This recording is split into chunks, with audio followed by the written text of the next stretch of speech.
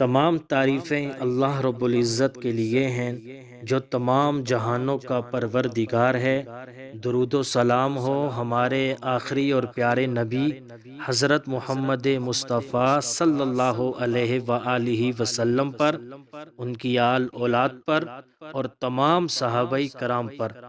آپ صلی اللہ علیہ وآلہ وسلم نے ارشاد فرمایا کہ جو کوئی استغفار کو لازم پکڑے تو اللہ رب العزت اس کے لیے ہر تنگی میں آسانی، ہر غم سے دوری کا سامان پیدا فرمائیں گے اور اسے ایسی جگہ سے رزق نصیب فرمائیں گے جہاں اس کا گمان بھی نہیں ہوگا۔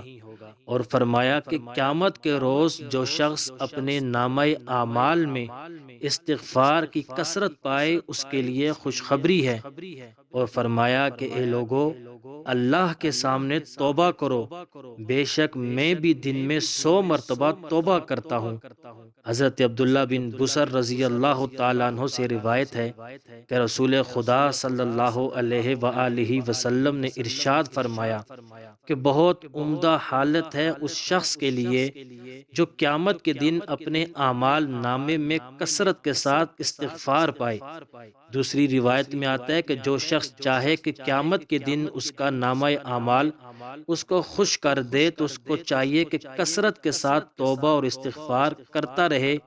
اور حضرت انس رضی اللہ تعالیٰ عنہ سے روایت ہے کہ رسول خدا صلی اللہ علیہ وآلہ وسلم نے ارشاد فرمایا کہ نگرانی کرنے والے 2 فرشتے یعنی اعمال لکھنے والے کسی بھی دن جب اللہ رب العزت کے حضور کسی کا اعمال نامہ پیش کرتے ہیں اور اس کے اول اور آخر میں استغفار لکھا ہوتا ہے تو اللہ رب العزت کا ارشاد ہوتا ہے کہ میں اپنے بندے کا وہ سب کچھ بخش دیا جو اس اعمال نامے کے اول اور آخر کے درمیان میں ہے۔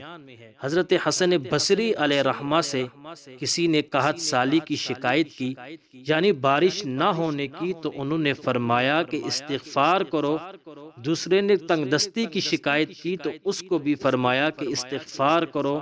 تیسرے آدمی نے اولاد نہ ہونے کی شکایت کی تو اس کو بھی فرمایا کہ استغفار کرو۔ چوتھے نے شکایت کی کہ پیداوار زمین میں کم ہے تو اس کو بھی فرمایا کہ استغفار کرو۔ پس کہا گیا کہ آپ نے ہر شکایت کا ایک ہی علاج تجویز فرمایا کہ آپ سب کثرت کے ساتھ استغفار کرو۔ اور جو شخص کثرت کے ساتھ استغفار کرتا ہے اللہ رب العزت اس کے مال میں برکتیں عطا فرماتے ہیں۔ اور استغفار کے مختلف طریقے ہیں، آپ استغفر اللہ بھی پڑھ سکتے ہیں اور استغفر اللہ ربی من کل ذنب و اتوب الیہ بھی پڑھ سکتے ہیں۔